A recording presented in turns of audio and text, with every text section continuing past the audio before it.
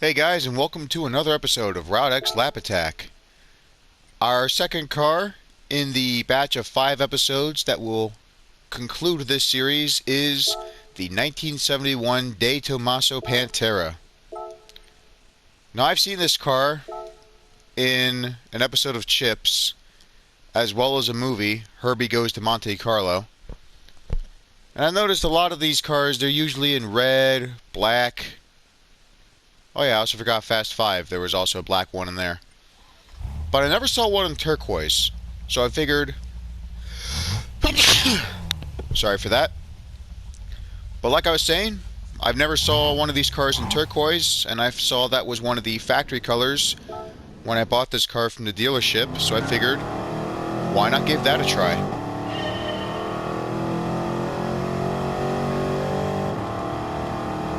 An interesting fact, this car is actually Italian, but the engine's from Ford. I remember seeing another one of these. Somebody in my neighborhood has one with red and white stripes and a spoiler in the back. That's not really something I'm really happy about, but you know, spoilers could be a lot worse.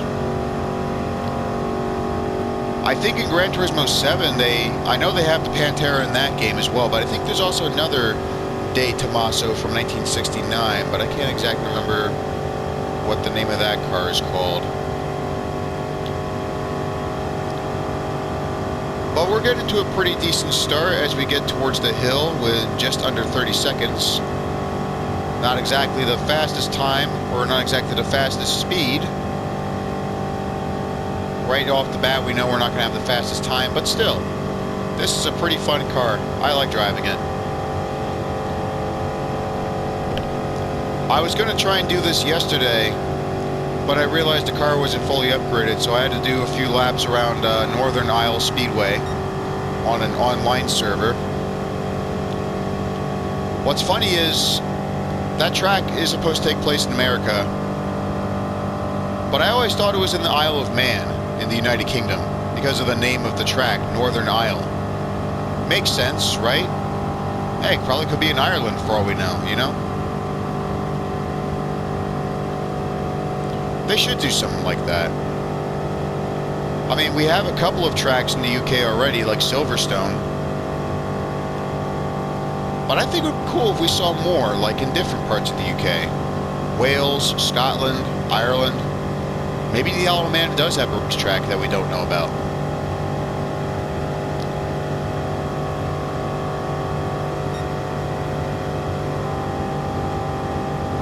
Now, the next 3 cars that we'll be testing, as I mentioned in the previous episode when driving the Mazda Demio Laughing Face. Whoop. Good thing I saved that. But the next 3 cars after the Pantera will be the Lamborghini Diablo and 2 Bugattis, the Veyron and some Vision thing.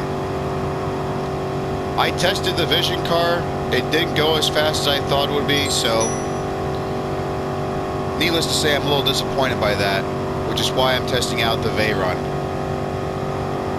It'll be interesting to see if it can't go any faster than the Supra.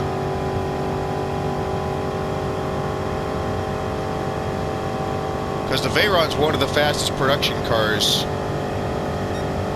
even without any upgrades. I don't even know if the Veyron's still in production these days.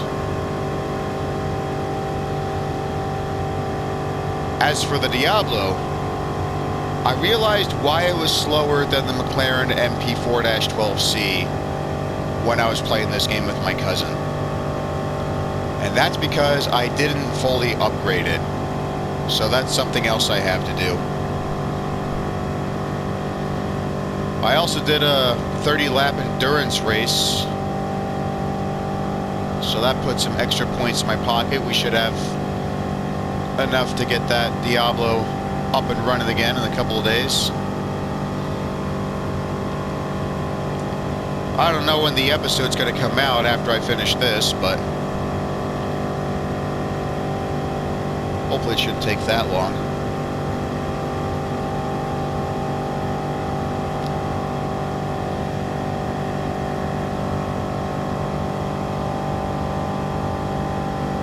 Into the tunnel we go, and I also want to check something out here.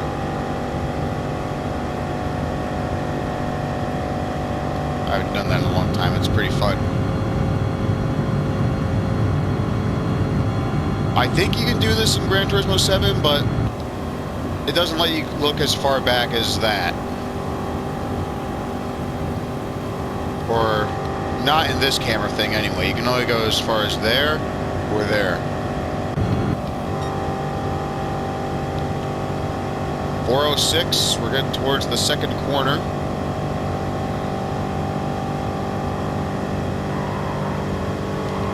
So far so good, we're not losing control.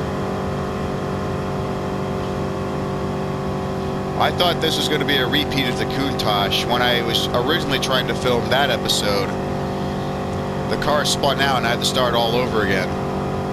That was with the 1974 model. The 25th anniversary edition from 1988 did pretty good.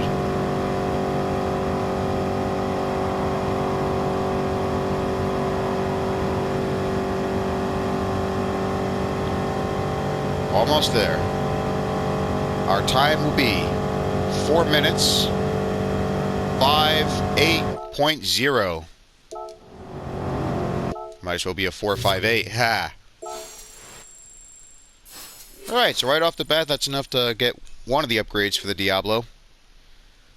I like how in Gran Turismo 7, though, they made it more realistic, just like it did in some of the older games. But I am going to miss the simplicity of making your cars faster in here. Alright, so 458, we're not in the top 10, but we are not on the top 20. We could not get the Super, or not the Super, the Nova off there. And 600, we are at least in second place for this category. Out of all the other cars we tested, we beat a GTO from Mitsubishi. Speaking of GTOs, they actually have the 1968 Pontiac version coming out in Gran Turismo 7 on one of those updates. I think that's already out now.